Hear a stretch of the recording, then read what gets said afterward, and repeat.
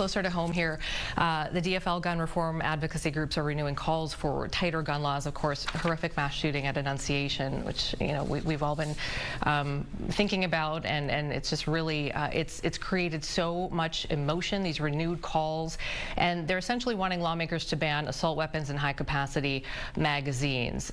Is there room here?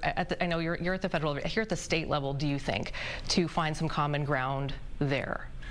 I'll leave the state legislators to make their own decisions. I'm not going to weigh in on theirs, but I would tell you, first off, our hearts are broken.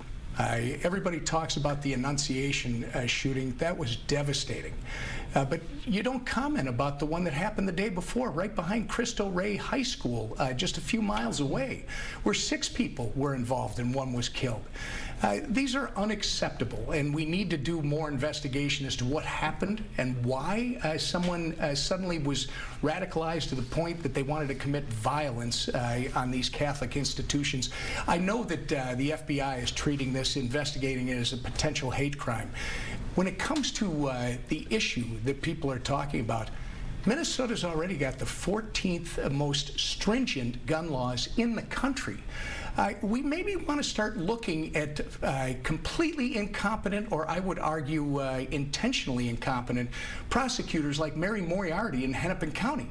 This woman shouldn't have a law license after she withheld exculpatory evidence in the Londrigan, the state trooper case. She essentially kept evidence that would have proved his innocence away from the court, and she was discovered, and ultimately it was she should be disbarred.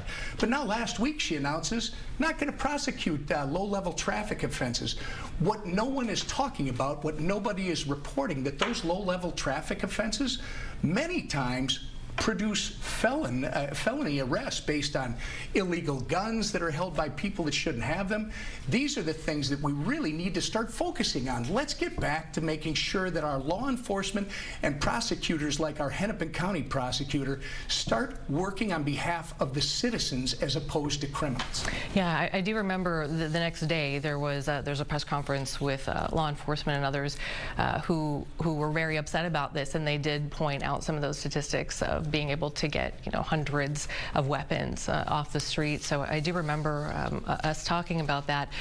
Along those lines, though, if I could just pull you back a little bit to the gun control issue, one thing I had Mayor Melvin Carter in here yesterday from St. Paul, and I asked him about the fact that a group of mayors now is going to the legislature and saying, hey, if you can't do it at the state level, if we can't do it at the federal level, give us, the mayors, the opportunity to call our own shots in our own cities, because St. Paul has different needs than Winona would have.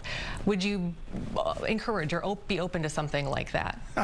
With a leader like Melvin Carter? I mean, Melvin Carter, Jacob Fry, if they want more authority, they've already got the authority to make sure that there is law and order in their cities, and they have completely vacated that responsibility. So now they want to blame somebody else? I mean, I would tell Mayor Carter that maybe you should take a peek at what President Trump has done in the District of Columbia. He literally has made it a priority, and I think in just a few weeks they've had well over almost 300 guns, illegal guns have been seized. They've made over I think it's 2,000 arrests. It is visibly and noticeably safer within the District of Columbia. Just talk to many of the young people who live there. Maybe the mayor should concentrate on why is it that some people don't want to work past a certain time in St. Paul.